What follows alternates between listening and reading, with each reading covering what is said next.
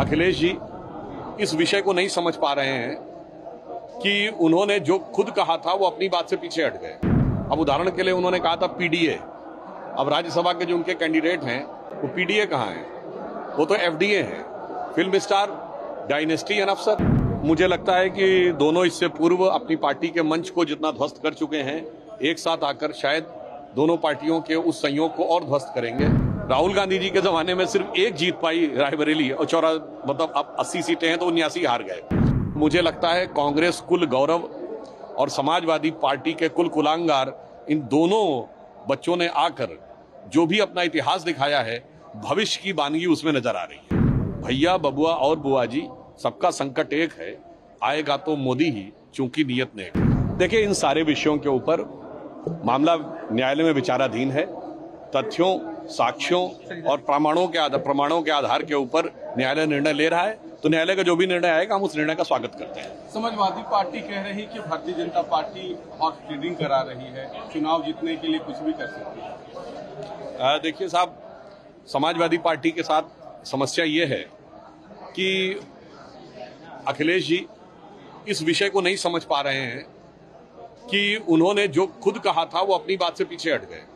अब उदाहरण के लिए उन्होंने कहा था पीडीए, अब राज्यसभा के जो उनके कैंडिडेट हैं वो पीडीए कहाँ हैं? वो तो एफडीए हैं, फिल्म स्टार, डायनेस्टी एंड अफसर। अब बताइए, उन्होंने बनारस में कैंडिडेट विड्रॉ कर लिया। किसको विड्रॉ किया? पिछड़े को विड्रॉ किया, कांग्रेस के समर्थन के लिए। तो समस्या क्या है कि कथनी और करनी में अंतर होने की वजह से वो समस्या हो जाती है। तो मुझे लगता है कि उनको अपने बारे में विचार करना चाहिए बजाय प्रतिक्रिया देने के। सर, लोकसभा चुनाव के लिहाज से राहुल गांधी और अखिलेश यादव एक मंच पर रहे, किस तरीके से देखते हैं, कितना चुनौतीपूर्ण रही है? मुझे लगता है कि दोनों इससे पूर्व अपनी पार्टी के मंच को जितना ध्वस्त कर चुके हैं, एक साथ आकर शायद दोनों पार्टियों के उस संयोग को और ध्वस्त करेंगे। उदाहरण के लिए राहुल गांधी जी के पिताजी राजीव गांधी जी के जमाने में कांग्रेस को 400 सीटें मिली थी, और राहुल गांधी जी के नेतृत्व में चुनाव हुआ, 44 पे ले आए थे, फिर 52 मिली। और उस जमाने में 1984 में 85 सीटें हुआ करती थी उत्तर प्रदेश में, सिर्फ एक हारी थी कांग्रेस, बागपत, चौधरी चरण सिंह जी वाली, और 84 जीती थी। राहुल गांधी जी के जमाने में सिर्फ एक जीत पाई रायबरेली, और मतलब अब 80 सीटें हैं तो 79 हार गए। तो मुझे लगता है, और श्री अखिलेश यादव जी, स्वर्गीय मुलायम सिंह जी 1989 में पहली बार मुख्यमंत्री बने थे, भाजपा के सपोर्ट पे उन्होंने भाजपा को झटका दिया, फिर वीपी सिंह जी के साथ गए। चौधरी अजीत सिंह जी को भी उन्होंने पटकनी दी थी और तब मुख्यमंत्री बने थे वीपी सिंह का साथ लेके, इसी तिलक हॉल में।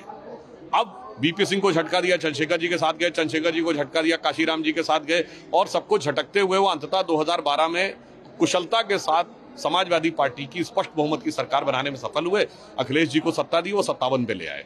तो मुझे लगता है कांग्रेस कुल गौरव और समाजवादी पार्टी के कुल कुलांगार, इन दोनों बच्चों ने आकर जो भी अपना इतिहास दिखाया है, भविष्य की वानगी उसमें नजर आ रही है। और अंत में एक लाइन कहना चाहूंगा कि उत्तर प्रदेश के चुनाव में भैया यानी राहुल गांधी जी, बबुआ आप सभी समझते हैं, और बुआ जी, भैया, बबुआ और बुआ जी, सबका संकट एक है, आएगा तो मोदी ही, चूंकि नियत नेक है।